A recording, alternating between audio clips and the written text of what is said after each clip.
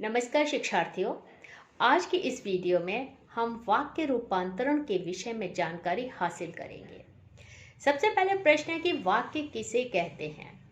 शब्दों के सार्थक समूह को वाक्य कहते हैं। जैसे रीना पुस्तक पढ़ती है। प्रस्तुत वाक्य का अर्थ है जिससे हमें जानकारी हासिल हो रही है कि रीना पुस्तक पढ़ रही है, अतः यह वाक्य कहलाएगा। दूसरा प्रश्न है वाक्य के भेद। वाक्य के दो भेद होते हैं। पहला अर्थ के आधार पर वाक्य और दूसरा रचना के आधार पर वाक्य। प्रस्तुत वीडियो में हम रचना के आधार पर वाक्य के भेदों का वर्णन करेंगे। रचना के आधार पर वाक्य भेद तीन प्रकार के हैं। रचना के आधार पर वाक्य के तीन भेद हैं। पहला सरल वाक्य, दूसरा संयुक्त वाक्य और तीसरा मिश्र वाक्य। अब हम सबसे पहले सरल वाक्य को जानेंगे। सरल वाक्य किसे कहते हैं। साधारण वाक्य और सरल वाक्य। सरल वाक्य की सबसे बड़ी विशेषता है कि एक उद्देश्य और एक विधेय होता है।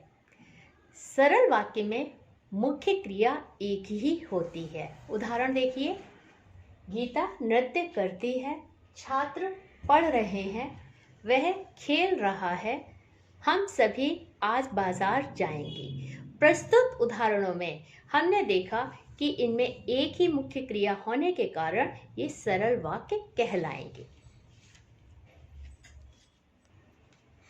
दूसरा है संयुक्त वाक्य। संयुक्त वाक्य की सबसे बड़ी विशेषता है कि इसमें छोटे छोटे दो या दो से अधिक वाक्य होते हैं और उन वाक्यों को योजक शब्दों से जोड़ा जाता है। योजक शब्द किसे कहते हैं। और, परंतु, किंतु, लेकिन या आदि शब्दों को हम योजक शब्द कहते हैं।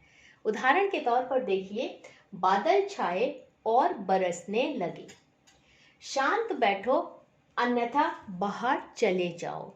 हमने दोनों उदाहरणों में देखा कि दो छोटे छोटे वाक्य हैं और उनको हमने योजक शब्द और अथवा से जोड़ा हुआ है। संयुक्त वाक्य। संयुक्त वाक्य की सबसे बड़ी विशेषता है कि इसमें दो या दो से अधिक वाक्यों को योजक शब्दों से जोड़ा जाता है। योजक शब्द किसे कहते हैं। और, परंतु, किंतु, लेकिन, अथवा आदि शब्दों को हम योजक शब्द कहते हैं। उदाहरण देखिए, बादल छाए और बरसने लगे। यानी कि एक वाक्य है बादल का छाना और दूसरा वाक्य है बरसने लगे। यहाँ पर हमने और योजक शब्द से दोनों वाक्यों को जोड़ा है। दूसरा उदाहरण देखिए, शांत बैठो अन्यथा बाहर चले जाओ। यानी कि दूसरे उदाहरण में हमने अन्यथा योजक शब्द से वाक्य को जोड़ा है। अन्य उदाहरण देखिए, क्या सोचा था और क्या हो गया। रमा बाजार गई किंतु बिना कुछ खरीदे ही लौट आई। किंतु शब्द योजक शब्द का प्रयोग किया गया है। अतः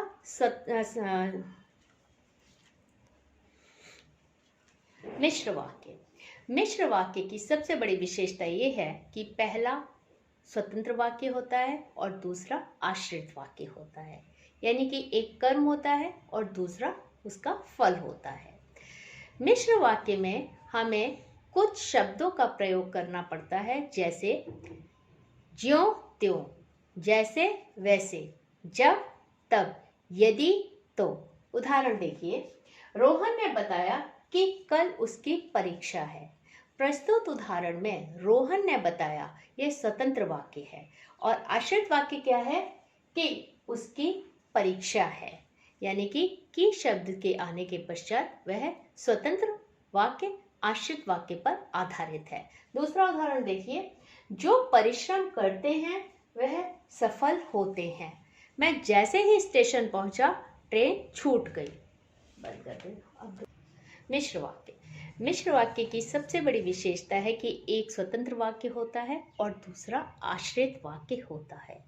मिश्र वाक्य में हमें कुछ शब्दों का प्रयोग करना पड़ता है, जैसे वैसे, यदि तो, जब तब।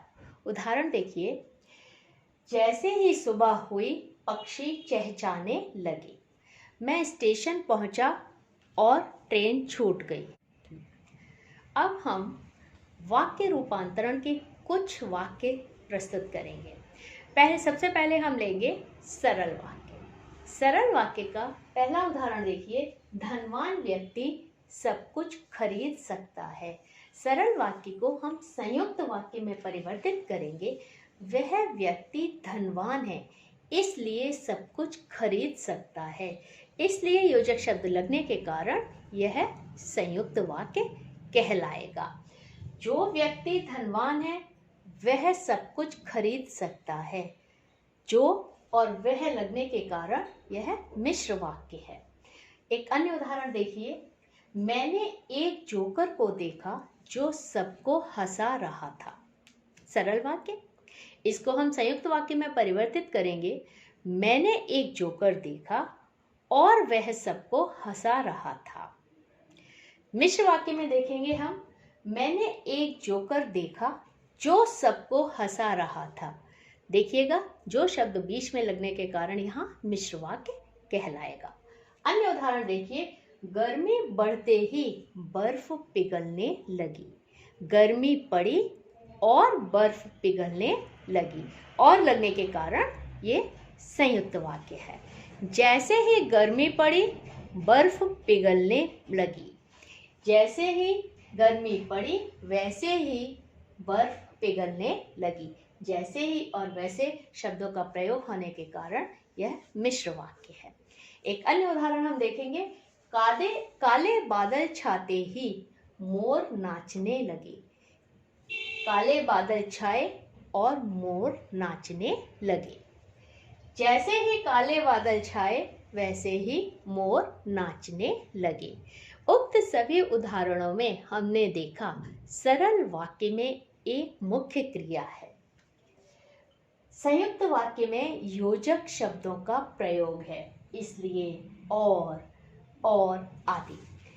वहीं मिश्र वाक्य में जो, वह, जो, जैसे, वैसे, जैसे ही, वैसे ही आदि शब्दों का प्रयोग होने के कारण यह मिश्र वाक्य कहलाएगा।